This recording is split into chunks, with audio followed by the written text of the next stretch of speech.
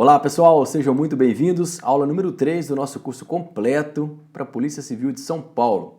A gente vai dar continuidade agora a sistemas operacionais. A gente falou na última aula sobre hardware e sistemas operacionais.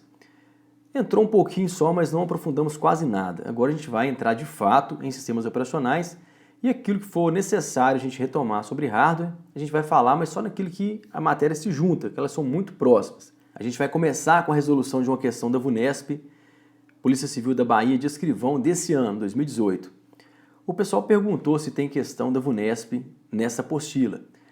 Tem várias, praticamente 70% a 80% das questões são VUNESP. Contudo, algumas questões que eu considero chave, como essa que eu vou mostrar daqui a pouco, depois dessa, eu sempre trago, porque essas questões elas são fundamentais para explicar a base, a teoria que eu gosto de passar. Então, tem questões que elas já nasceram de forma didática, muito bem elaboradas, então essas podem ser de outras bancas.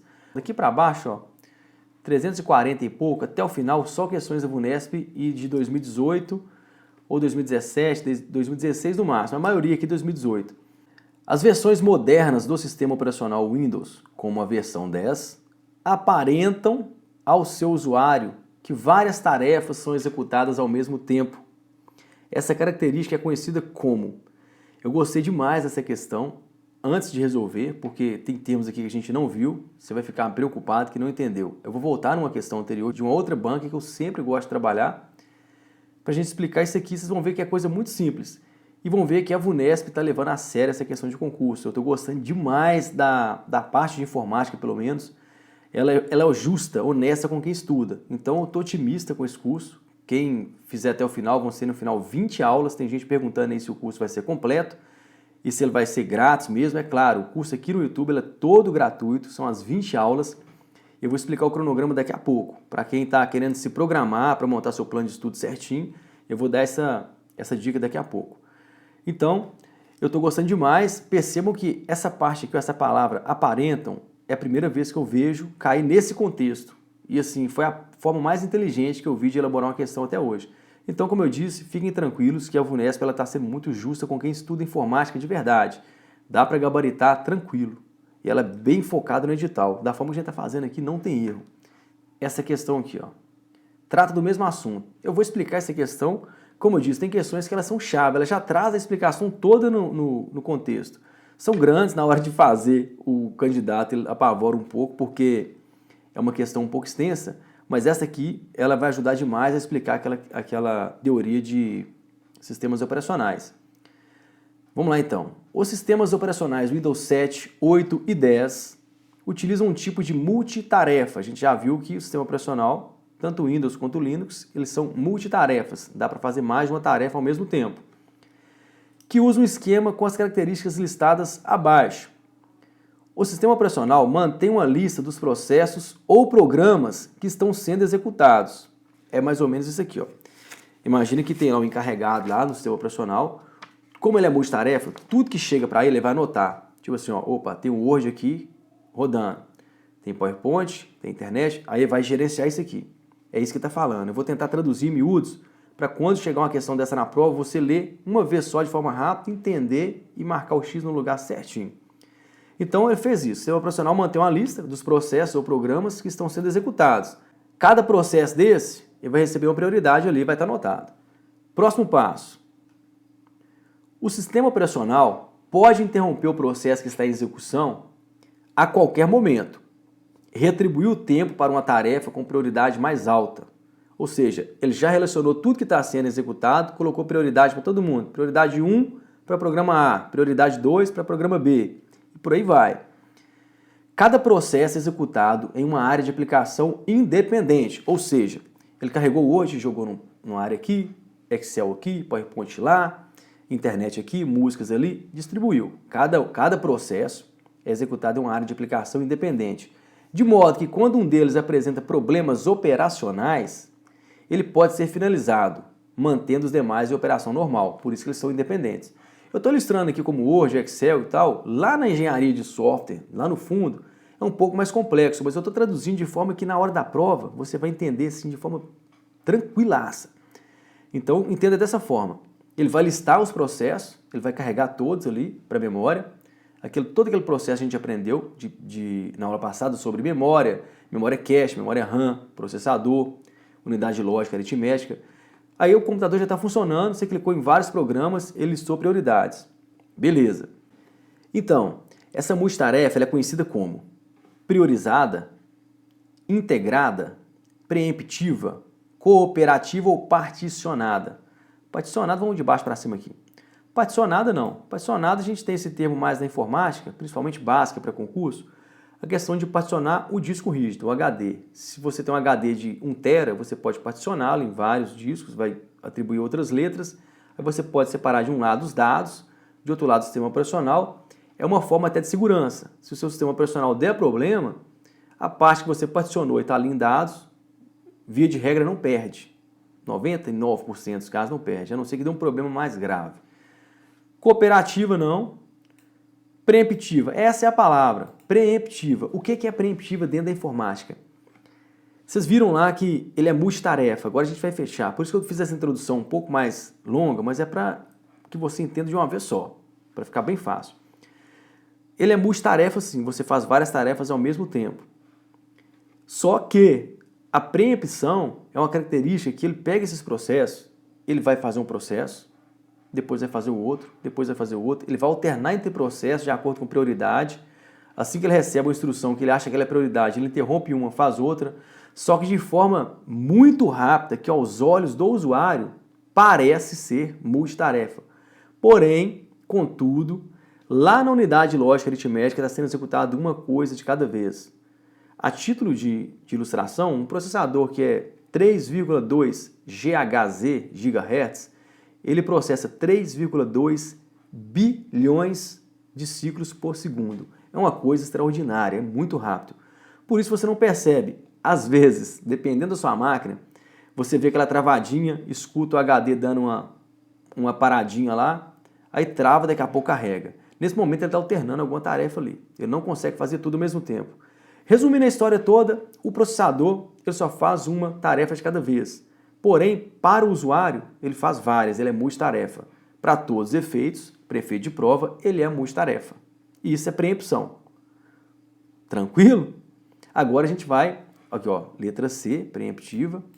Mais embaixo aqui tem o gabarito, letra C. Essa próxima questão aqui, que está adaptada, que eu coloquei sistema operacional Windows 10, é porque talvez ela seria Windows 7, 8, 8.1, mas vale para todas as plataformas. Inclusive para Linux também se aplica essa questão, ela vai se aplicar. O sistema operacional Windows 10, 7, 8 ou Linux, ele é monotarefa e monousuário, a gente sabe que não é.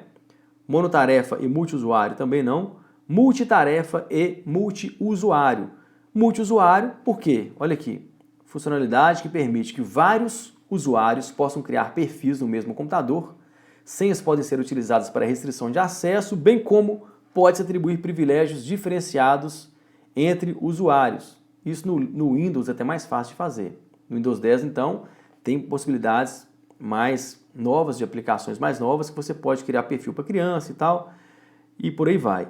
Esse é o conceito de multiusuário. Vários usuários utilizando uma máquina só. Multitarefa a gente acabou de ver. Você pode fazer várias tarefas ao mesmo tempo. Ouvir música, baixar coisa na internet, digitar coisa aqui no Word, uma série de coisas. Para você, usuário, está acontecendo ao mesmo tempo. Para o computador, ele faz um de cada vez. Isso é multitarefa por preempção. Agora a gente vai voltar lá naquela questão e vou mostrar como que a VUNESP melhorou esse conceito e trouxe ele de forma mais lógica, inclusive para a gente fazer uma prova de forma justa. Olha agora como ficou fácil resolver essa questão. Questão recente, inclusive, de escrivão, uma prova que você vai fazer daqui a uns dias. As versões modernas do sistema operacional Windows, como a versão 10, aparentam, olha a palavra, que legal, ao seu usuário, que várias tarefas são executadas ao mesmo tempo. É a primeira vez que eu vejo uma questão que traz que aparenta. Todas trazem que faz várias tarefas ao mesmo tempo para o usuário. Só aparenta, porque na verdade ele viu que não faz. Eu sempre expliquei isso dentro de sala, porém banca nenhuma trouxe esse conceito dessa forma que a VUNESP trouxe. Isso nos traz certa tranquilidade para fazer a prova, porque tudo que a gente está estudando aqui, se você revisar da forma correta, prestar bastante atenção, dá para você fazer uma prova excelente, mesmo que você não seja lá tão bom, não se considere assim tão bom em informática? Porque a gente está pegando o edital, destrinchando ele tudo, beleza? Então vamos lá para a resposta. Você já deve ter achado a resposta tranquilamente, né? Aparentam ao seu usuário que várias tarefas são executadas ao mesmo tempo. Essa característica é conhecida como monotarefa, não é monotarefa, multitarefa preemptiva, por preempção. Multitarefa sem preempção, não. Time sharing sem preempção, não. É multitarefa preemptiva. Para vocês que são advogados, aí confundem essa palavra com peremptório, que é muito utilizado por questões de tempo, né? É só lembrar, é uma palavra parecida, mas preempção é isso, dentro da informática. Tranquilo? Eu vou responder agora umas 3 perguntinhas que foram feitas de forma mais recorrente, perguntas inteligentes, principalmente que diz respeito ao seu plano de estudo, e se te interessa assim, diretamente. Como vai funcionar nosso curso, quantas aulas, datas, conteúdo, vai dar tempo desse curso terminar, até a data da prova, eu ver o edital todo? Vamos responder aqui. Isso aqui é pergunta de aluno, tá dessa forma lá, eu só editei, joguei para cá, e acabou que as perguntas, eu criei lá no nosso site, fabianoabreu.com, eu criei um artigo, tá lá na página inicial, perguntas frequentes. Dá uma entrada lá e lê completa, que eu fiz um resumo, porque o pessoal está perguntando demais. Aí eu fiz um resumo aqui. Mas basicamente é o seguinte, quero saber se esse curso irá abranger todo o edital, no que diz respeito às matérias de informática. A resposta é sim, ele cobrirá todo o edital. A apostila são 382 páginas de material montado com base em cada item da grade. Haverá pequenas complementações de conteúdo no decorrer das aulas, que é natural. Sempre que aparece uma pergunta pontual, uma pergunta que não está na apostila, uma questão que a pessoa trouxe ali que eu acredito que vai agregar valor aqui no nosso curso, eu jogo ela na aula aqui e complemento o material. Mas, via de regra, 99% do curso já está aqui pronto. E os cursos são esses aqui que a gente viu. De investigador, escrivão, papiloscopista, telecomunicações, auxiliar de papiloscopista, que saiu depois, e agente policial também, que saiu depois. A quantidade de questões, quantidade de vagas, está tudo aqui, são esses. Ah, e para delegado, vai ter? Hoje um aluno mandou um e-mail para mim perguntando se para delegado esse curso aqui atende. A única coisa que não vai ter nesse curso aqui é PowerPoint, coloquei de vermelho. Não vai ser cobrado PowerPoint nessa grade, então a gente não vai estudar.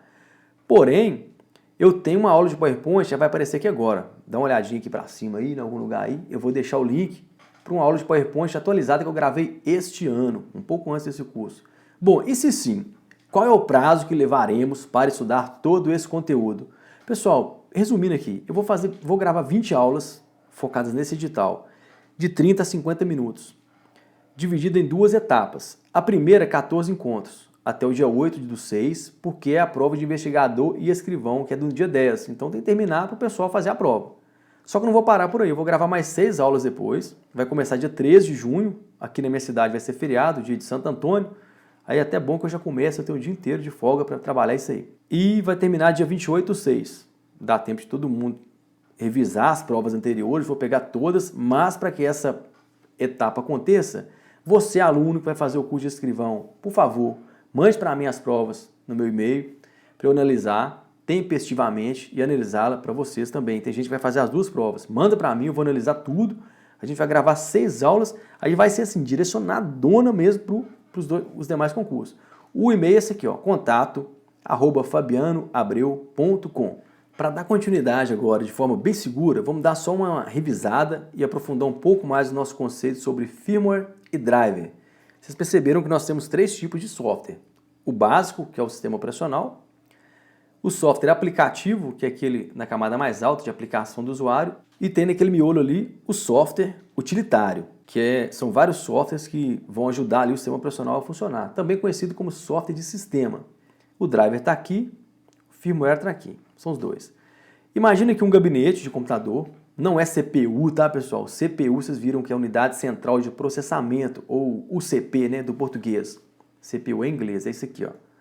Esse CPU aqui está dentro do gabinete. Esse aqui é um gabinete, uma torre, onde tem placa-mãe, tudo ali dentro montado. Imagina aqui que você tem um drive de DVD e você quer instalar aqui, ó. Você comprou uma torre, tá vendo que ele não tem? Aí você quer instalar, você pega ele aqui, encaixa ele aqui, pronto. Está encaixado um hardware. Isso aqui é um hardware. Está em qual camada? Está até preto aqui, tudo, ó. Coloquei preto para a gente entender que é tudo hardware, parte física. Beleza. Isso é um drive. Esse sim é um driver, não tem o R. O driver, que tem o R, ele vai trabalhar aqui nessa camada, a gente vai entender agora. Então vamos lá, você tem um hardware, encaixou um outro hardware nele, e esse drive, ele vem com um programa de fábrica. Esse programa que vem aqui, ele sim se chama firmware.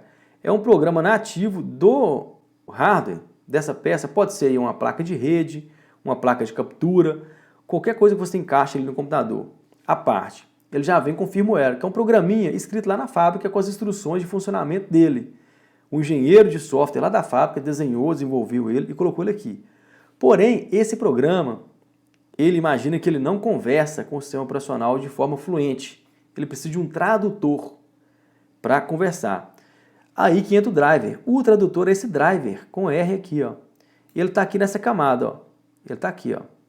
Ele vai ser encaixado. Então imagina que esse drive entrou aqui na parte de hardware. Ele está aqui, ó. E ele está doido para conversar com o sistema operacional. Porém, existe uma barreira, eles não conversam. Aí entra um driver para fazer isso aqui, conversar com o sistema operacional nessa camada, como está essa seta aqui, ó. E isso é o driver. Então, antigamente, para você conectar um pendrive no sistema operacional antigo, tipo Windows 98, Windows 95, precisava de um driver, porque era a mesma coisa. Você está encaixando algum drive ali, um pendrive, aí ele falava que não foi reconhecido, faltou driver. Aí você teria que instalar um driver para reconhecer esse pendrive. Hoje, as bibliotecas de drive estão gigantescas. Basicamente, tudo que você conecta em um computador, que é do dia a dia, do uso mais comum, já tem driver lá e ele vai funcionar corretamente. Então, resumindo, é programa, driver é programa, ele está aqui para ajudar nessa comunicação entre sistema operacional e camada de hardware. O drive, essa peça aqui, ele tem um firmware. O firmware é o programa que é escrito nele. Essa é a teoria. Agora vamos voltar lá. A título de revisão, vamos fazer essa questão de novo, rapidamente. Olha como vai ficar mais fácil agora. Primeiro, porque você já viu uma vez, você está só revisando. Segundo, porque você melhorou o conceito. Olha essa questão aqui. Os drivers são exemplos de software de sistemas, software aplicativos, intranet ou hardware. Você já mata de cara. Driver nunca pode ser um software aplicativo, intranet jamais. Intranet é um sistema de comunicação, é rede. E hardware não tem nada a ver. Então é um software de sistema, o driver. Agora, dando continuidade aqui, olha como ficou inteligível, ficou fácil de interpretar agora toda a leitura de sistema operacional. É por isso que a informática assusta no começo, porque você vê um tanto de termo esquisito, não entende nada e quer adiantar aquilo ali sem cumprir as etapas iniciais. Aí você lê um conceito desse aqui que está enxuto, agora você vai entender que ele está enxuto. Porque a gente já entendeu toda aquela estrutura que está ao redor do sistema operacional. Tudo que faz o computador funcionar. Aí fica fácil, na hora que você chega na prova, de gabaritar, de marcar o X no lugar certinho. Olha lá, vamos ler o conceito de sistema operacional. Um sistema operacional, SO, é um conjunto de programas, softwares básicos, desenvolvidos para gerenciar recursos físicos do computador. Vocês viram que está na camada do meio? Embaixo tem hardware e tem a camada do meio que é o sistema operacional. E em cima aplicações. Ele gerencia a camada de hardware. Ele dá vida ao hardware, é o sopro de vida, é um software. E controla o seu comportamento, controla tudo que acontece. Estabelecer com a ajuda de drivers, ou seja, ele estabelece com a ajuda desses drivers a comunicação entre hardware e software, aplicativos, camada de aplicação. Ou seja, quando você quer fazer uma leitura de um DVD aqui, você clica lá para ler um DVD, você vai na camada de aplicação e clica no player, como eu posso clicar aqui. Aí você aciona lá o driver, está lá embaixo da camada, ele vai passar para o sistema operacional e vai conectar. E ele vai fazer essa interface de comunicação, ele vai auxiliar. Estabelecer então com a ajuda de driver a comunicação entre hardware e software, aplicativos, camada de aplicação. Criar uma interface gráfica para acesso ao usuário. Você consegue clicar no X e tal na janela porque ele criou essa interface. Então fica muito fácil. Voltando aqui, eu melhorei o conceito um pouco, eu coloquei essa comunicação aqui, mas ela funciona aqui também pela teoria. Funciona nas duas, na verdade. O driver, eu coloquei ele aqui dessa forma porque realmente ele está lá conectado no hardware e vai fazer com que o sistema operacional reconheça esse driver. Mas é ele também que vai possibilitar que você clique em uma aplicação, você como peopleware, nessa camada aqui, que você clique e isso estabeleça essa comunicação aqui embaixo. Então o driver ele faz, na verdade, esse meio de campo todo. Ó. Ele conecta aqui com aqui. Tranquilo? Sossegado demais, né? Agora sim, vamos situar aqui. A gente já sabe o que é um sistema operacional, sabe a função dele toda, já estão detalhando bastante. Agora a gente vai ver as principais diferenças entre o Windows e Linux. Ah, mas a banca Vunesp não cobra Linux. Ah, não, né? Na prova de delegado, cobrou. Tem Linux na prova de delegado ou escrivão, se eu não me engano. Mas tá aqui na apostila, lá embaixo, no final, tem questões de Linux cobrada esses dias pela Vunesp. Então a gente não vai aprofundar, pode ficar tranquilo. Eu vou virtualizar aqui uma máquina Linux na próxima aula, para vocês entenderem como que funciona e tal, que eles podem viver de forma simultânea no mesmo computador, isso sempre é cobrado em prova. Se te perguntar em alguma prova se Windows e Linux podem viver lado a lado em um computador, pode. Não tem como eu trabalhar com os dois aqui ao mesmo tempo, a não ser que seja virtualizado, como eu vou fazer. Eu tenho uma máquina virtual, aí na verdade eu vou dedicar parte do meu hardware para o sistema operacional Linux, ele vai ser utilizado a parte aqui. Aí sim eu vou trabalhar com os dois aqui ao mesmo tempo. Mas via de regra o pessoal faz o quê? Dual boot. Particiona o HD, tira uma parte, instala o Linux, tira uma outra parte, instala o Windows e separa ainda uma outra parte para dados. O pessoal mais técnico faz isso. Aí quando você inicia o computador, você escolhe qual sistema operacional utilizar. É a forma mais, digamos, correta de se utilizar os dois sistemas. Aí você aproveita todo o hardware para um sistema operacional só. Precisou utilizar outro, tem que reiniciar a máquina. Aí você utiliza todo o seu hardware, ou seja, processador, memória, seus dispositivos de entrada e saída, tudo para o outro sistema operacional. Agora, quando você virtualiza, aí você traz um certo prejuízo para a eficiência do computador, porque você vai dedicar memória, espaço e tudo mais para um sistema e para o outro e vai ficar trabalhando de forma na mesma tela. Você consegue alternar aqui sem reiniciar o computador.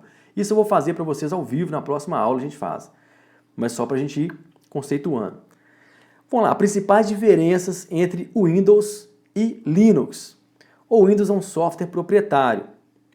O Linux, um software livre. O que seria isso? Software proprietário é aquele que você tem direito sobre ele, você vende o software, ele tem o copyright, ele tem os direitos autorais.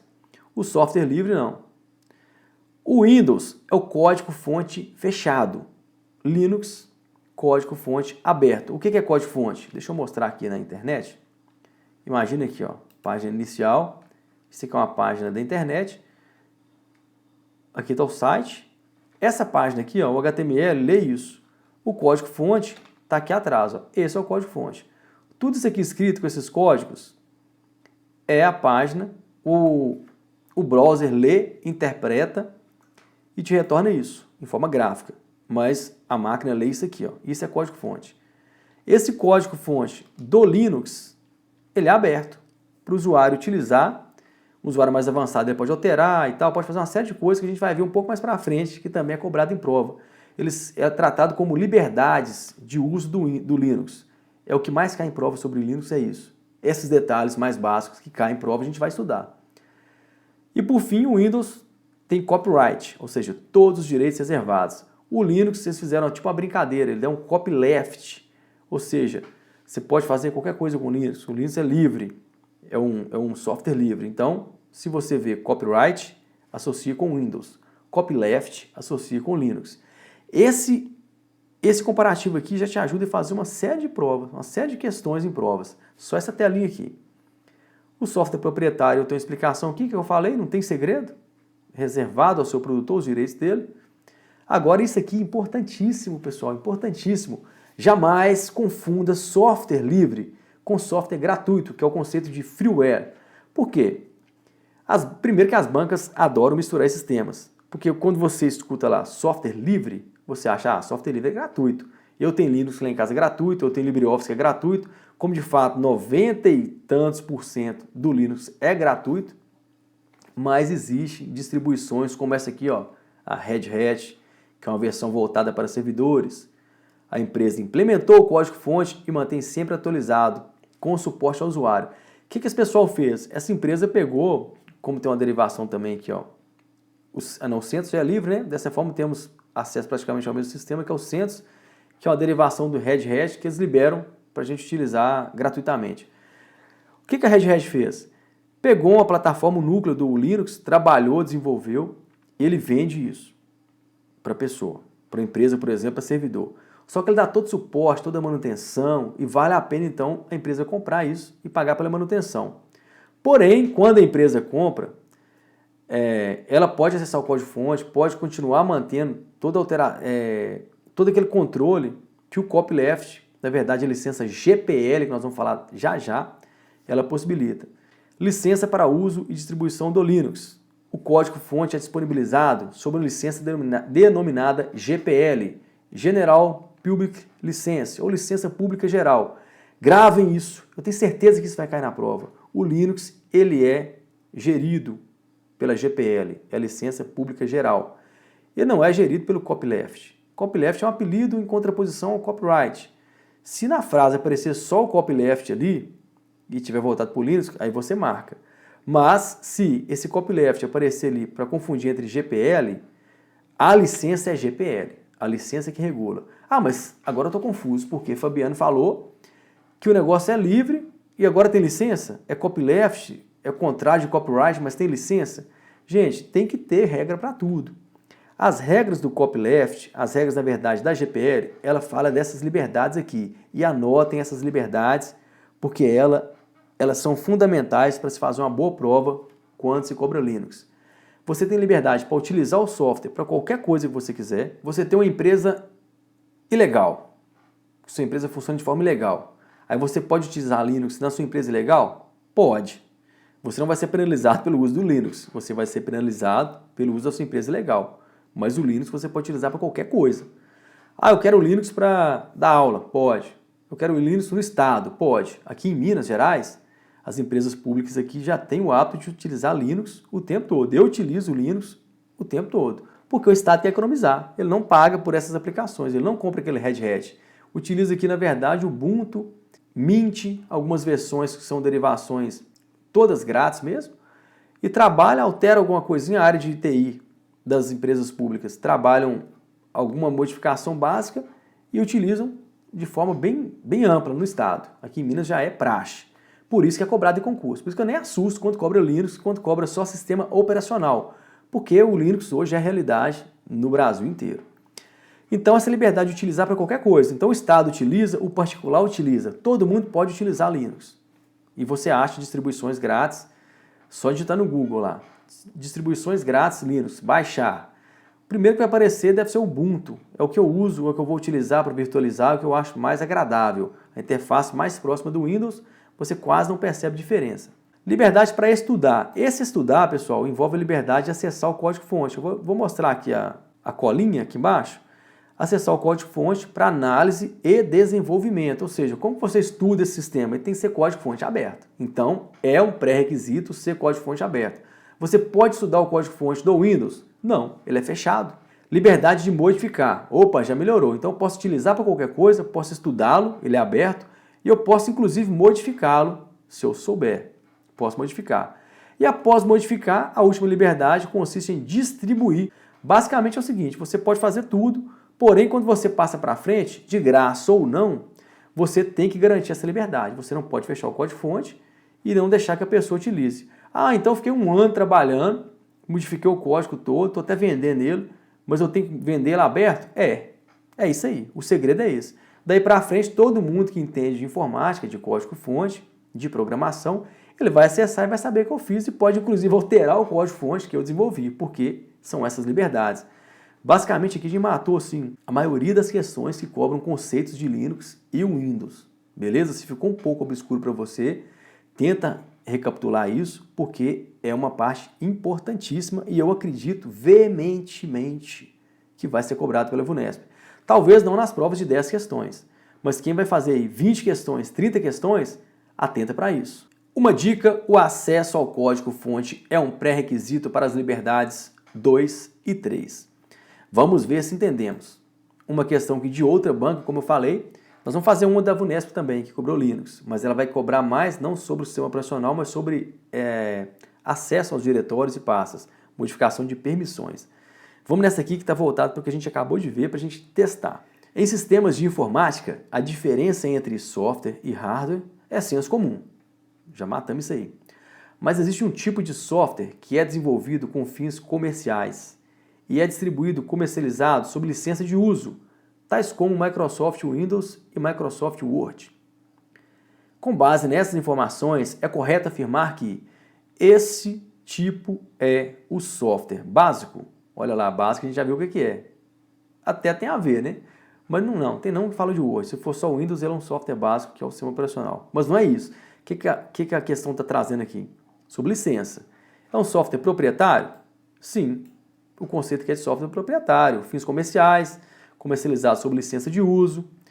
Pacote de escritório? Não, gente. Pacote de escritório é um suíte de escritório. Toda vez que você vê escrito numa prova suíte de escritório ou pacote de escritório, é um pacote, no nosso caso específico, ou vai ser o pacote Microsoft Office, que vai cair para nós aqui o Word e Excel, ou o pacote LibreOffice, que vai cair o Calc, que é o correspondente ao Excel, ou o Writer, que é o correspondente ao Word. Isso é um pacote de escritório. Um software livre? Não. O software livre é o contrário do software proprietário. E um software inteligente. Inteligente é um smartphone, né? Um esperto. Então, gabarito, letra B. Está aqui embaixo, de cabeça para baixo, letra B. Mais uma questão. Em relação ao Linux, sua licença é do tipo Shareware, GPL, General Public License, Copyleft, Freeware ou proprietária. Vamos por eliminação. Linux é proprietário? Não, ele é um software livre. Freeware, aí vem, ele é livre. Freeware é um software grátis. A gente viu que Linux não é grátis. Ele pode ser grátis, a maioria dos casos é grátis. Todas as aplicações que eu uso hoje em dia são gratuitas, mas existe sim a possibilidade de ser pago. Então não é. Copyleft é um conceito. Ele é um copyleft, o Linux. Mas a licença dele, aqui ela está sendo bem fácil. Nós estamos tratando da licença. Qual licença que é? É a GPL. Shareware é o tipo. Então é a GPL. Essa aqui é a questão. Ela não tem número, porque a explicação está aqui para baixo. Serve para você revisar. Aqui tem uma explicação sobre multitarefa preemptivo. Serve para revisar também. Mas se você entendeu lá a preempção, não precisa nem perder tempo antes da prova para ver isso aqui, a não ser que você queira revisar e voltar lá na técnica do Richard Feynman, fazer aquela revisão e voltar na fonte, dá uma lida aqui, está na página 31 do leitor de PDF. Para fechar essa aula, vamos fazer mais uma. Aí, na próxima aula, aula 4, a gente dá continuidade, beleza? Para quem ainda está perdido aí, pessoal, tem playlist no canal. Se você achou essa aula aqui a primeira aula que você assiste no canal, volta lá na primeira aula, assiste a aula 1 e 2, essa aqui é a aula 3, vai ter aula 4, vai ter até a aula 14 no primeiro bloco. No segundo bloco, depois da prova de escrivão e investigador, a gente vai continuar e fazer mais 6 aulas.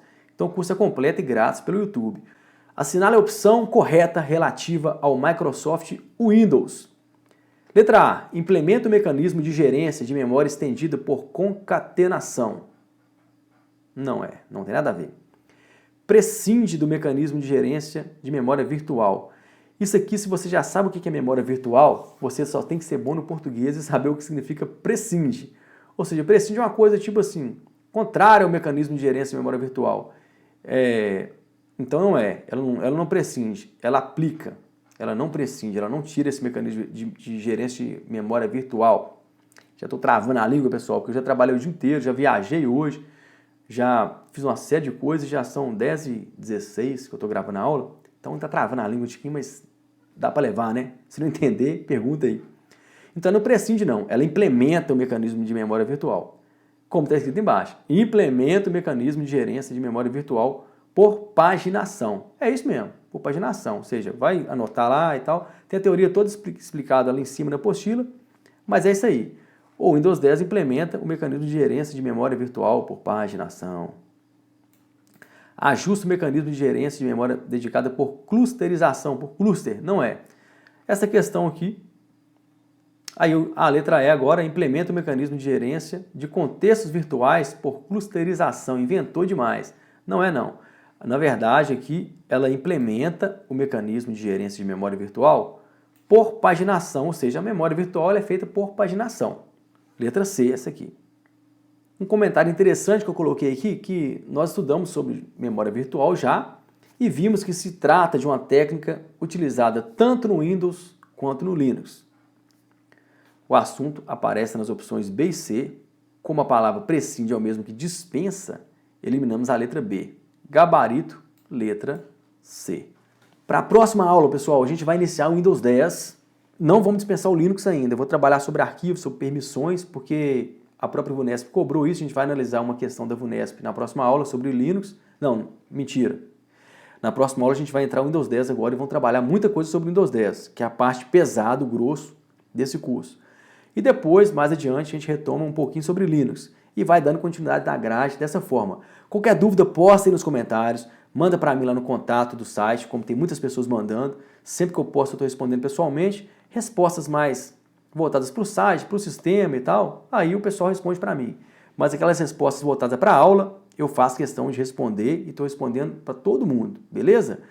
É isso aí então, pessoal. Muito obrigado pela participação. O canal está crescendo bastante, vocês estão ajudando muito, estão compartilhando, estão fazendo perguntas bem pertinentes. É isso mesmo, a colaboração está sendo mútua, está sendo uma interação bacana, gostosa. Te espero então na próxima videoaula, na aula 4. Um forte abraço e até lá!